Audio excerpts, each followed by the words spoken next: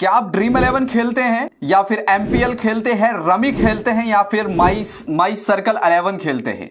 तो यह खबर आपके लिए बेहद जरूरी है कि सरकार की जानिब से अब सख्त गाइडलाइंस लाई जा रही इन ऑनलाइन गेमिंग्स को लेकर के, क्योंकि जिस तरह से देखा जा रहा है आज का यूथ जो है वो इस नशे में डूबा हुआ है। और एक तरफ जहां सरकार की कोशिश है कि यूथ को जो है सही रास्ते पर लाया जाए, और वही आज लोग जो है इस जुए के शिकार होते जा रहे हैं। क्योंकि हम इस ऑनलाइन गेम को बैटिंग भी कह सकते हैं, क्योंकि इसमें जिस तरह एक बार इंसान को लत लग जाए तो फिर बहुत मुश्किल होता है उससे बाहर आना।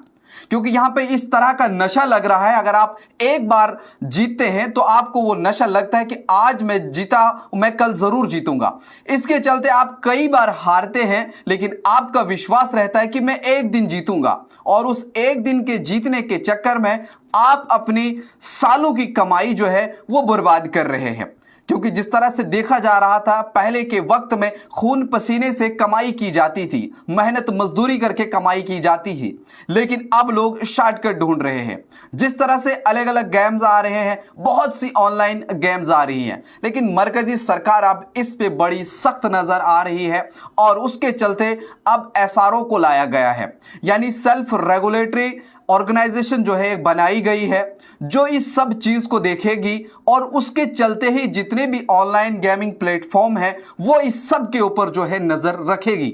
जिस तरह ड्रीम 11 को खेला जाता है और बाहरी तादाद में जो है ये टैक्स भी वसूल करती है, यानी अगर आपको 1 करोड़ रुपए देती है तो उसमें 30 लाख रुपए आपका टैक्स कटता है, और 70 लाख रुपए जो वो आपके अकाउंट में आते हैं। और इस तरह से ड्रीम 11 हो, माई सर्कल 11 हो, या विंजो हो, या गेमजी हो, एमपीएल हो, और भी बहुत सारे गेम हैं जिन्हें गेम ऑफ चांस कहा जा रहा है, यानी किस्मत की बुनियाद पे आप इनको जीतते हैं। जब कभी आपका लक लगा तो आप इस गेम को जो है वो जीत जाते हैं। लेकिन इसके चलते बहुत सी जगहों पे, बहुत सी रियासतों में ये एप्लीकेशंस जो हैं वो बैन है। आसाम में बैन है, सिक्किम में बैन है, तेलंगाना में बैन है, आंध्र प्रदेश में बैन है, और भी शायद कई रियासतों में ये बैन है। लेकिन सरकार अब कह रही है कि इसको शायद फौरी तौर पर जो है वो बैन कर दिया जाना चाहिए, क्योंकि जिस तरह से इसकी एडवर्टीजमेंट की जाती है, बहुत से बड़े बड़े सेलिब्रिटी से इसकी एडवर्टीजमेंट कराई जाती है, और यूथ जो है वो इसका शिकार होते जा रही है। आप अंदाजा लगाइए, 1-1 करोड़ लोग जो है वो इस कॉन्टेस्ट को लगाते हैं। अगर 1-1 करोड़ 50-50 रुपए ही लगाता है तो अंदाजा लगाइए कितना पैसा जो है वो एक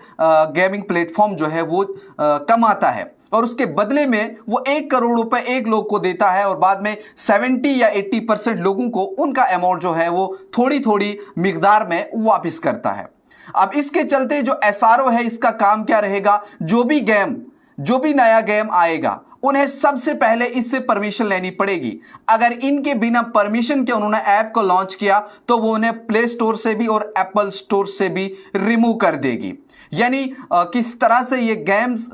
ऑनलाइन गेम वाले प्लेटफॉर्म जो है वो दावत देते हैं, लालच देते हैं, सट्टेबाजी में जो है वो लोगों को फिर मजबूर कर देते हैं, और लोग भी आजकल शॉर्टकट पैसा कमाना चाहते हैं।